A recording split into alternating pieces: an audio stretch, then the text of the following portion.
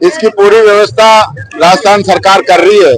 और जयपुर में पहली बार ऐसा हुआ है कि जो भी संगठन धरना प्रदर्शन करना चाह रहे थे, एक भी संगठन को अनुमति सरकार के द्वारा नहीं दी गई। पहली बार ऐसा हो रहा है कि छात्र संघ की डिमांड जो बच्चे कर रहे हैं, उन पर राजकार्य का बाधा लगाए का मुकदमा दर्ज किया जा रहा है, जो कि मैं समझता हूं एक घोर अत्याचार बच्चों पे किया जा रहा है।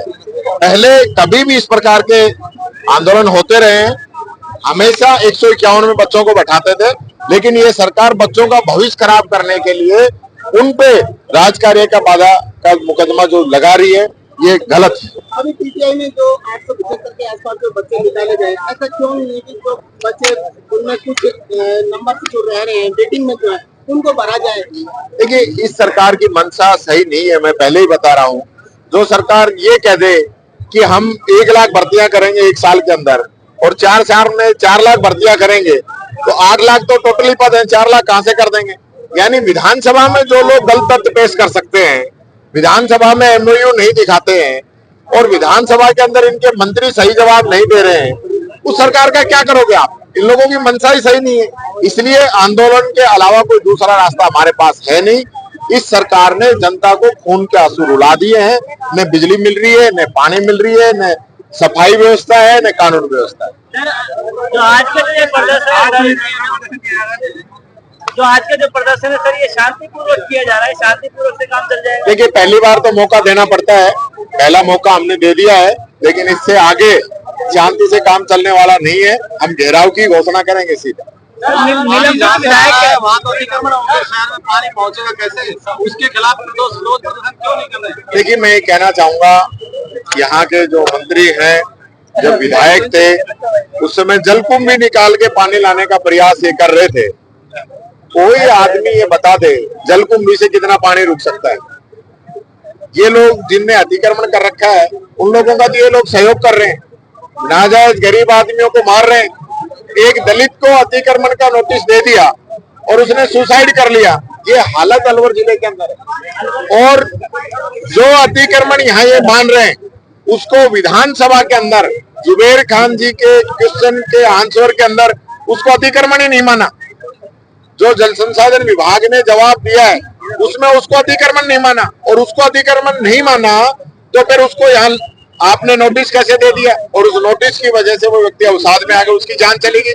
सरकार ने आज तक उस परिवार का कोई ख्याल नहीं रखा है। आपका नाम भी अतिक्रमण के मामले में विधानसभा में उठा था, उसमें क्या? मैं आपसे निवेदन करना चाहूंगा, जो मेरा अतिक्रमण का जहां नाम आया है, आप सब लोग चलिए, मेरे को भी साथ लेके चलिए। मेरी कभी कोई जमीन रही हो, मेरे नाम रही हो, मैं कभी वहां रहा हूं, कोई मेरा परिवार का रहा हो, तो जाके देख लीजिए। सिर्फ मेरी छवि को खराब करने के लिए इस प्रकार के जो कोशिशें हैं इस सरकार के द्वारा की जाती रही हैं, और ये तो अभी और पता नहीं क्या क्या करेंगे। लेकिन आपसे भी बात हुई थी तो मैंने यही कहा था, और आपने, मैं धन्यवाद देता हूँ भास्कर डिजिटल को भी, जो वहां मौके पे गया और जो मामला विधानसभा में उठा था उसको इन्होंने दिखाया कि ये वो जगह है जहाँ टीकाराम जूली का अतिक्रमण बताया गया है।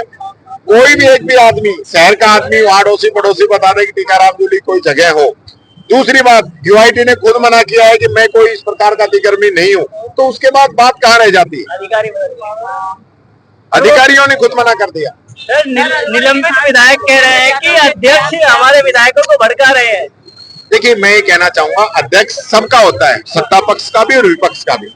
अध्यक्ष से हम उम्मीद ये रखते हैं कि उनका जो निर्णय होगा वो ट्रांसपेरेंट होगा, लेकिन हमारे सदस्य का जो निलंबन किया गया है, मैं कह रहा हूँ उसने ऐसा कौन सा इशारा कर दिया, क्या गलत कह दिया जो उसको निलंबित किया गया, आज तक नहीं बता पा रहे हैं। क्योंकि जो संसदीय मंत्री हैं वो ही कानून मंत्री हैं, उन्होंने अपने बेटे को डबल एजी की नियुक्ति दे दी और वो मामला मैंने विधानसभा में उठा दिया।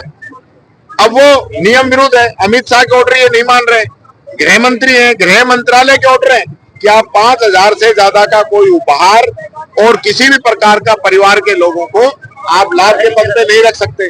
दूसरा, देश के अंदर नए बीएनएसएस कानून लागू हो गए 2023 और सीआरपीसी खत्म हो गई।